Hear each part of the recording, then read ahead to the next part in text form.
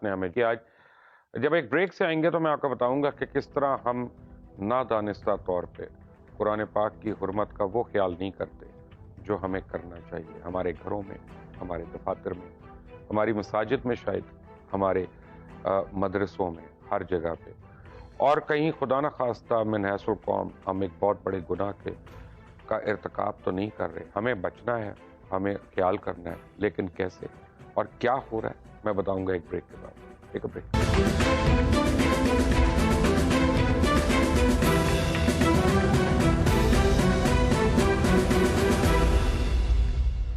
Welcome back from the break. جو میں بات کرنے جا رہا ہوں اس کو پلیز سمجھیے گا اور اس پہ بچنے کی کوشش کریے گا۔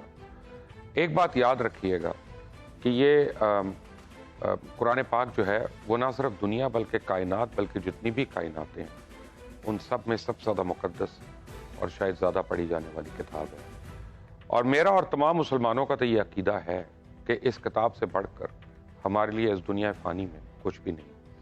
لیکن اس مقدس کتاب کی حرمت اور حفاظت جو ہے وہ اگر ہلکے محفوظ بلکہ اس کی محفوظ نشر و اشاعت کا خیال رکھنا بھی جو ہے وہ بطور مسلمان ہمارا اور ہمارے اسلامی ریاست حکومت پاکستان کی عین ذمہ داری ہے۔ لیکن افسوس کا مقام یہ ہے کہ ہمارا ملک جو عرصہ دراز سے کئی قسم کی مافیاز کے ہاتھوں میں یرغمال ہے، جو ایک ایک پائی بچاتے ہیں، چاہے وہ چینی ہو، چاہے وہ آٹا ہو، چاہے وہ بجلی ہو، چاہے گیس ہو، اس کے لیے اب لگتا یہ ہے کہ قرآن پاک کی حرمت جو ہے وہ اس کے اندر بھی آ کے ان کے لیے جو دنیا کا مال دولت اور رقم ہے یہ شاید ان کے لیے ضروری ہو گیا۔ ابھی تک قرآن پاک کی چھپائی کے لیے جو کاغذ استعمال کیا جاتا ہے وہ کسی بھی طرح اس مقدس کتاب کے شایان شان نہیں ہے، اور اس کے نتیجے میں قرآن پاک کی شہادت کثرت سے ہو رہی ہے۔ حکومت نے قرآن پاک کی چھپائی کے لیے استعمال ہونے والے کاغذ پر بھی ڈیوٹی ٹیکس ختم کیا ہوا ہے، لیکن مافیاز اس کاغذ کو کہیں اور استعمال کرتے ہیں اور بہت ہلکی گرامیج کا کاغذ جو ہے وہ قرآن پاک کی چھپائی کے لیے استعمال کرتے ہیں۔ پاکستان میں کئی کمپنیز ہیں قرآن پاک کی اشاعت کرتی ہیں اور کئی طرح کے پیپرز پر قرآن پاک کو چھاپا جاتا ہے، جبکہ آئین پاکستان واضح طور پہ یہ بتا چکا ہے کہ 52 گرام سے کم کاغذ پر قرآن کریم کی اشاعت نہیں ہو سکتی۔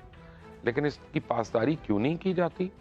کئی علماء کے مطابق ہمارا مذہب اسلام تو یہ بھی اجازت نہیں دیتا کہ پھٹے ہوئے قرآن مجید کے اوراق کو دوبارہ کاغذ بنا کے یا ری سائیکل کر کے انہیں کسی اور کام میں استعمال کیا جائے، کیونکہ یہ بھی قرآن مجید کے اوراق کی توہین میں شمار ہوگی۔ اب علماء دین ہے، اس لیے اگر انہوں نے کہا ہے تو کچھ سوچ کے یا اتحاد کر کے کہا ہوگا۔ اور تو اور قرآن پاک کے مقدس اوراق کی حفاظت کے لیے ابھی تک بحیثیت قوم ہم کچھ نہیں کر سکے۔ آپ کو میں ایک مثال دوں کہ نہریں جب سوکھتی ہیں، آپ دیکھیں آج کل لاہور میں میاں میر نہر سوکھی ہوئی ہے، اس کا پانی ختم ہے، یا ان کی بھل صفائی کی جاتی ہے تو قرآن پاک کے بے شمار اوراق ملتے ہیں جو ہم اپنے طور پہ درست طریقہ سمجھ کے پانی میں بہا دیتے ہیں، لیکن شاید یہ طریقہ درست نہیں ہے۔ اب آپ کو میں بتاؤں کہ ہر سال ہم یہ پروگرام کرتے ہیں اور ہم لوگوں کو بتاتے ہیں کہ پلیز نہر کے اندر نہ پھینکیں۔ ابھی آپ کو بتاؤں کہ اس دفعہ جب نہر بند ہوئی ہے، یعنی پانی بند ہوا ہے، تو اس کے اندر سے کئی ہزار من قرآن پاک کے نسخے اور اوراق جو ہیں وہ ثابت اس طرح سے وہاں پہ یعنی ملیں اور ان کو پک اپ کرنے کا کام کیا جا رہا ہے۔ بلکہ قرآن اکیڈمی کے عہدیداروں کے مطابق تقریباً 60,000 بوریاں جو ہیں، 60,000 بوریاں وہ ان اوراق سے اور قرآن پاک کے نسخوں سے بھر چکی ہیں جو ان کے پاس ہے۔ حکومت کی ذمہ داری ہے، اور ان کی ذمہ داری اور اس کی حفاظت ان کا بیڑا ہے۔ عموماً اخبارات اور اشتہارات میں بھی مقدس نام اور آیات تحریر کی ہوتی ہیں، لیکن بدقسمتی سے وہ بھی اخبارات بعد میں ردی میں بیچ دیے جاتے ہیں، جو بعد میں کبھی پکوڑے اور سموسوں کی فروخت میں لفافوں کے لیے استعمال کیے جاتے ہیں، اور پھر وہی لفافے اور اخبارات گندی نالیوں میں کوڑے کے ڈھیروں پہ گلیوں میں گرے ہوتے ہیں۔ ہماری لاپرواہی سے کسی ناپاک اور گلیز جگہ پر اگر کوئی بھی مقدس نسخہ گراؤ، میں صرف قرآن پاک کی بات نہیں کر رہا، کوئی بھی مقدس نسخہ اگر گراؤ تو ہماری اس سے بڑی کیا بدقسمتی ہوگی۔ میں چودھری پرویز الہی کو کریڈٹ دوں گا، انہوں نے 2004 میں لاہور میں 73 कनाल पर मुश्तमिल कुरान बोर्ड कायम कराया और फिर 150 करोड़ लगा इसकी बिल्डिंग मुकम्मल हुई। ऐसे इकदाम यकीनन काबिल तहसीन है और दाद देनी चाहिए परवेज़ इलाही को। लेकिन उनके बाद आने वाली हुकूमतों ने ना तो इस बिल्डिंग से कोई खातिर खा फ़ायदा उठाया और ना ही इसके मकासद अभी तक अया हो सके। हुकूमत दावे तो करती है कि पूरे मुल्क में कोई भी ज़ईफ़ कुरान करीम और इसके नुस्खे आप हमें भेज सकते हैं, चाहे वो लाखों करोड़ों की तादाद में हो, लेकिन आप इनको संभालेंगे कैसे और उनकी हिफाजत को कैसे यकीनी बनाएंगे? क्योंकि मुक़द्दस औराक की हिफाजत के लिए अभी तक हमने कोई लाया अमल नहीं बना सके। कुरान पाक दुनिया की सबसे ज़्यादा मुक़द्दस किताब है, जिस तरह मैंने आपको कहा।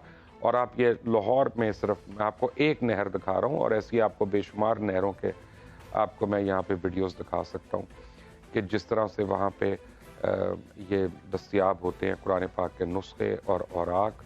और जब इसमें गंदा पानी भी जा रहा होता है, इसमें आप देखें नापाक पानी भी होता है। मैं कोई सख्त अल्फाज नहीं इस्तेमाल करना चाहता क्योंकि हर मुसलमान के दिल से इसमें यानी तकलीफ़ होगी उसको। और सच्ची बात है कि यहाँ से बेइंतहा तादाद में, हज़ारों की तादाद में तावीज़ और गंडे भी बरामद होते हैं कि लोगों ने तावीज़ कराए हुए हैं और वो नहर के अंदर अपनी तरफ से बहते पानी में फेंक देते हैं। खुदा के लिए जो नहर बंद है और कंट्रोल्ड है वो बहता पानी नहीं है। और कुरान पाक के जो नुस्खे ज़ईफ़ हो जाते हैं या औराक जो ज़ईफ़ हो जाते हैं उनको संभालने के और बड़े तरीके हैं। और मुझे आज पता चला, और मैं बड़े दुख से ये बात कह रहा हूँ, मैं कोई नाम नहीं ले रहा, मुझे आज पता चला कि शायद हमारे कुछ दीनी भाई मसाजिद में हैं और ऐसी जगहों पे हैं, स्कूल्स वगैरह में, वो भी कम इल्मी की वजह से इसी तरह नुस्खों को तल्फ करने की कोशिश करते हैं। प्लीज़ ऐसा मत करें। कुरान पाक की हुर्मत हम सब पे फ़र्ज़ है। और अगर हम अपने आप को मुसलमान कहते हैं या अगर वाकई हमें कोई शौक़ है कि इस्लामी रियासत बनानी है, तो सबसे पहले हमें कुरान पाक को अपने सीने से लगा के रखना होगा, कोई ना कोई तरीका निकालना होगा। और मैं बताऊं कि मैं उन पब्लिशर्स के ऊपर, मैं तो ओपनली मुझे पैमरा का डर नहीं, मुझे हुकूमत का डर नहीं, मुझे किसी का डर नहीं, मैं उन पब्लिशर्स को लान तान करता हूँ जो 2 टकों के लिए, चंद पैसों के लिए कम ग्रामेज के पेपर पे ये छाप रहे हैं। और मैं कहीं पे भी गया हूँ दुनिया में, पता नहीं कितने ममालिक में फिरा हूँ, कई दफ़ा गया, मैंने बाइबल देखा है हमेशा। बाइबल को छापने के लिए बाइबल पेपर होता है स्पेशल, वो आम पेपर पे छापा ही नहीं जा सकता। क्रिश्चियन कम्युनिटी को मैं सलूट करता हूँ कि वो मुक़द्दस बाइबल की इतनी रिस्पेक्ट करते हैं कि वो 4 पैसों के लिए उसको इन्फीरियर कागज़ के ऊपर नहीं छापते।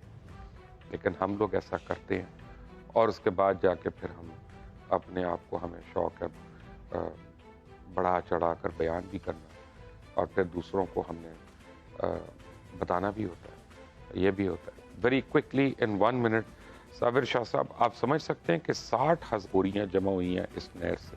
देखिए टाइम कम है।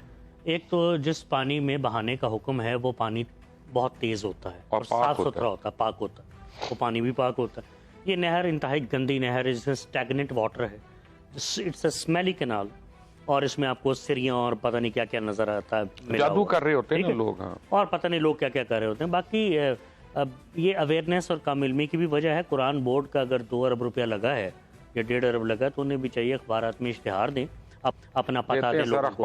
और आखिरी बात मैं करना चाह रहा हूँ, बहैसियत मजबूरी एक वो कौम है कि आज से 25 साल पहले आपको याद है कि जो कुरान पाक की छापा करती थी कंपनी, ताज कंपनी, ये उसके नाम पे करोड़ों अरबों रुपए का फ्रॉड कर गए। वो कर गए, वो जाने, पकड़ा गया तो बताएं, अपनी कब्र में जाने जी उन्होंने। लेकिन हमारा काम है आपको बता देना, हम थानेदार नहीं हैं, हम किसी को हथकड़ी नहीं लगा सकते, हम किसी को पाबंद सलासल नहीं कर सकते, लेकिन अल्लाह ताला का जो पैगाम है वो आपको